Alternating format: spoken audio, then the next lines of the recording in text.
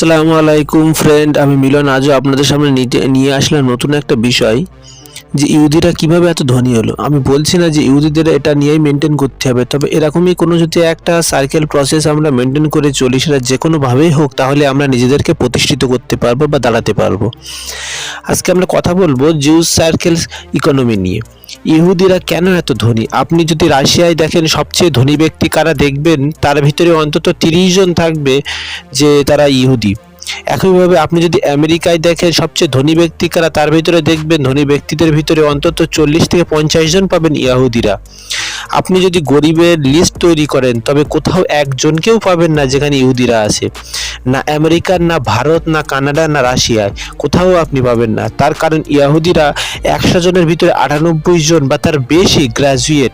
আর শুধু তাই নয়, এই 98 জনেই ব্যাচেলার, মানে কোনো না কোনো কাজে তারা প্রতিষ্ঠিত। তার তার মানে এগুলি তাদের এমনি এমনি হয় নাই, অনেক পরিকল্পনা করে গুছিয়ে সাজিয়ে তৈরি করতে হয়েছে। জুইস সার্কেল ইকোনমি 3টি পয়েন্টের উপরে বেস করে তৈরি হয়, যে 3টি পয়েন্ট আপনি যে কোনো সমাজে প্রয়োগ করতে পারবে। প্রয়োগ যদি করেন, তো সেই সমাজ প্রতিষ্ঠিত হবেই হবে। চলুন জেনে নিই এই ইকোনমি কিভাবে কাজ করে। উদাহরণ দিয়ে বোঝানো যাক।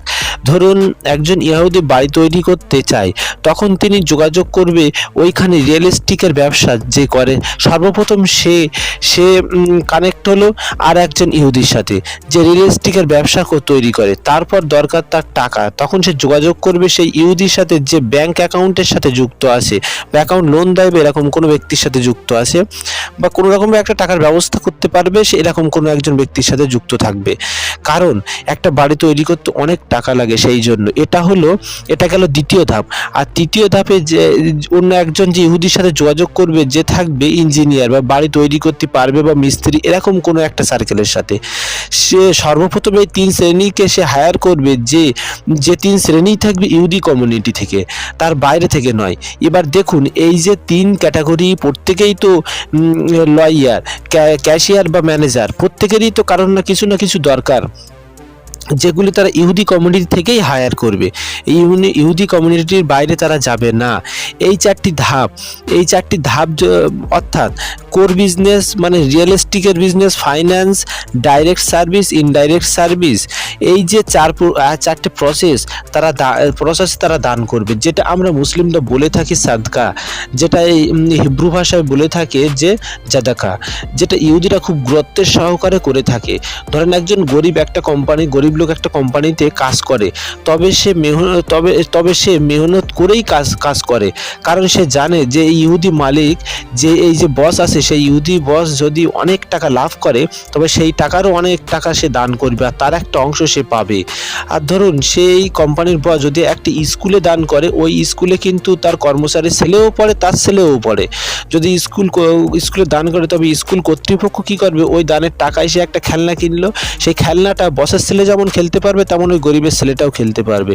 যদি স্কুল কর্তৃপক্ষ একটা সুইমিং পুল করে, তবে সেই সুইমিং পুলে তার বসের ছেলেও খেলতে পারবে, আবার ওই গরিবের ছেলেটাও পারবে।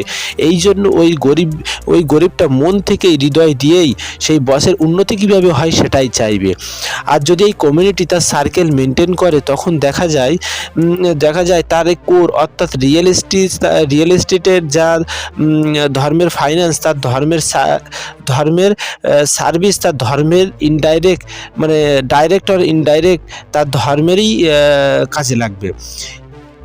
একটা কমিউনিটির ভিতরে কাজ করলে বেশ কয়েকটি পয়েন্ট কাজ করে, যেমন ট্রাস্ট, মানে বিশ্বাস। ইহুদিরা কখনো নিজেদের ভিতরে বিশ্বাস ভঙ্গ করে না।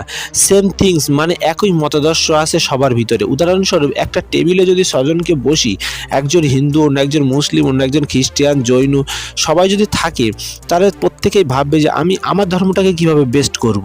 কিন্তু যদি ওই টেবিলটায় যদি ওই 6 জনেই ইহুদিরা থাকে, তবে সবার ভিতরে একটাই প্রশ্ন থাকবে কমন, সেটা সরকম থাকবে না। তার মানে তাদের ভিতরে তখন একাগ্রতা বা মহব্বত তৈরি হবে। আর যখনই এই ভিতরে একতা বা মহব্বত তৈরি হবে, তখন ওই কমিউনিটি ওই প্রসেস চলতে শুরু করবে। ইহুদিরা একে অপরেই প্রতিষ্ঠিত হতে শুরু করবে। আর এর ভিতরে যদি কোনো ইহুদির গায়ে একটা কোনো আঘাত লাগে, তবে তখন কি করবে, বাকি এই 5 জন 6 জনের ভিতরে এই যে 5 জন, তখন ওই ইহুদিটাকে বিপদ থেকে উদ্ধার করবে এবং তখন সে ভাববে যেন তার ফ্যামিলির কারোর গায়ে আঘাত পড়েছে। যে এই ছিল শর্টেজ যে একটা জুইস সার্কেল কীভাবে মানে কাজ করে। যদি এই প্রসেসটা আমরা সংক্ষেপে মেনটেন করে চলতে পারি, তবে যে কোনো সার্কেলে যদি এটা প্রয়োগ করতে পারে, তবে সেই সাইকেল থেকে আমরা নিজেদেরকে দাঁড়াতে পারবো। ধন্যবাদ আমাদের এই শর্ট ভিডিওটা শেষ পর্যন্ত থাকার জন্য।